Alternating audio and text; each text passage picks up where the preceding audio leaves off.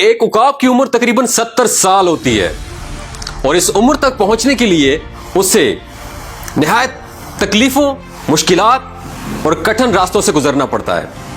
جب اس کی عمر 40 سال ہوتی ہے تو سب سے پہلے اس کے پنجے جس کی مدد سے وہ شکار کو دبوچتا ہے کند ہو جاتے ہیں۔ اس کے بعد اس کی مضبوط چونچ ٹیڑھی ہو جاتی ہے اور عمر کے گزرنے کے ساتھ ساتھ اس کے پر جس سے وہ آسمان کی بلندیوں کو چھوتا ہے وہ اتنے بھاری ہو جاتے ہیں کہ اس کے سینے کے ساتھ چپک جاتے ہیں۔ ان سب مشکلات کے ہوتے ہوئے شاہین کے پاس صرف 2 راستے ہوتے ہیں۔ پہلا راستہ کہ وہ اپنی موت کو تسلیم کر لے، ہمت ہار جائے، اپنی ہار مان لے اور مر جائے۔ دوسرا راستہ 150 دن کی محنت یعنی 5 مہینے کی محنت کے لیے تیار ہو جائے۔ آپ کا کیا خیال ہے، شاہین کون سا راستہ چوز کرے گا؟ جی بالکل، شاہین ہار نہیں مانتا، وہ اپنے آپ کو 5 مہینے 150 دن کی محنت کے لیے تیار کرتا ہے۔ وہ پہاڑوں میں چلا جاتا ہے اور پہاڑوں میں جا کے سب سے پہلے اپنی چونچ کو پتھروں پہ مارتا ہے اور اپنی چونچ کو پتھروں پہ مار مار کے اسے توڑ دیتا ہے۔ جب نئی چونچ نکلتی ہے تو نئی چونچ کی مدد سے وہ اپنا ایک ایک ناخن اکھاڑ کے پھینک دیتا ہے۔ جب نئے ناخن نکلتے ہیں تو وہ ناخن اور چونچ کی مدد سے اپنا ایک ایک بال اکھاڑ کے پھینک دیتا ہے۔ اس طویل عرصے میں اسے 5 مہینے لگتے ہیں۔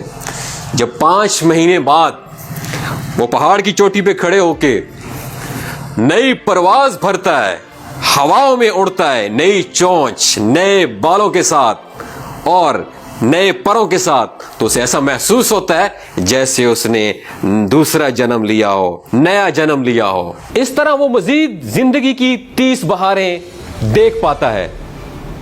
عقاب کی اس کہانی سے ہمیں یہ سبق ملتا ہے کہ بعض اوقات ہمارے لیے زندگی کو بدلنا بہت زیادہ ضروری ہے، اگرچہ اس کے لیے ہمیں سخت محنت جدوجہد کیوں نہ کرنا پڑے۔ یاد رکھیے گا، زندگی کے ماہ و سال بدلنے سے کچھ بھی نہیں ہوتا۔ جب تک آپ اپنے آپ کو نہیں بدلتے، دنیا نہیں بدلتی۔ مجھ ناچیز سمیت ہر پاکستانی نوجوان تبدیلی کو باہر کی دنیا میں دیکھنا چاہتا ہے، حالانکہ اصل تبدیلی اندر کی تبدیلی ہے۔